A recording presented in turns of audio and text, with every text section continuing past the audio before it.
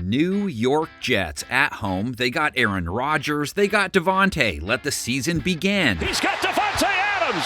Adams is going to take it into the end zone. Or at least let the 4-game losing streak they were on end. They take on the LA Rams, a.k.a. the mayors of Halloween Town. Going for it all, and it's going to be picked off in the end zone. LA's defense, all nervous looking week 14, spin their face and happy as could be week 15. Same with their offense, but hey, they got it done 2 different ways. So they're versatile, right? And have won 3 straight to reach an 8-6 mark. Going deep downfield, and he's got Nakua to the 16-yard line. Halloween Town Christmas movie.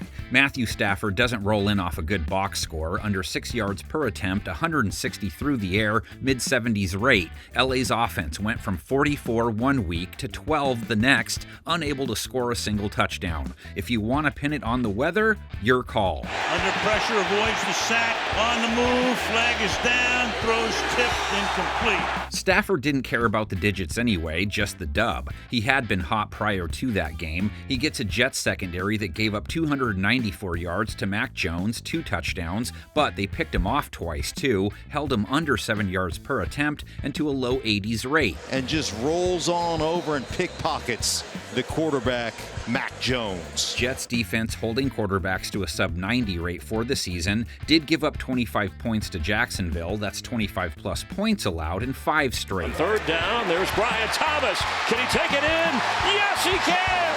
That's a touchdown, Jacksonville. Puka Nacua, the only Rams pass catcher who left with more than 21 yards last week, 97 yards on 7 receptions, 97 plus yards in 5 of his last 6. Play fake, pass caught. Nakua probing, yards after contact, does it all. Cooper Kupp, 3 targets, not a single catch versus the Niners. Stafford, back-to-back games, no sacks taken. Look at how cool Stafford is. He knows what he has already and just waits for him to get there, throws it to a spot, and gets that critical first down. Now, versus San Francisco, faced pressure a fat 46% of the time. He also held the ball on average for more than 3 seconds from snap to throw. That's a lot. New York's pass rush got to Jones twice, but on 46 pass attempts, didn't pressure him a ton. Stafford is facing a group with an above-average pressure rate for 2024. And Kyren Williams faces a rush defense that's holding his position to 4 a carry on the season. Did give up over 130 rush yards to the Jags, though, 4.7 a run. ETN has a first down, 1st and goal. Williams, the only other Ram O guy aside from Nakua, who left a noteworthy mark on week 15. He ran for 100-plus yards. Kyren very in tune with the force this year. You can see they control the line of scrimmage and get Kyren Williams, who runs physically and tough, get him running downhill. Settle down. I know it's Kylo. K-Will, 5 straight games, 70-plus yards, has 50-plus in every game save 1, has over 1,100 yards for 2024.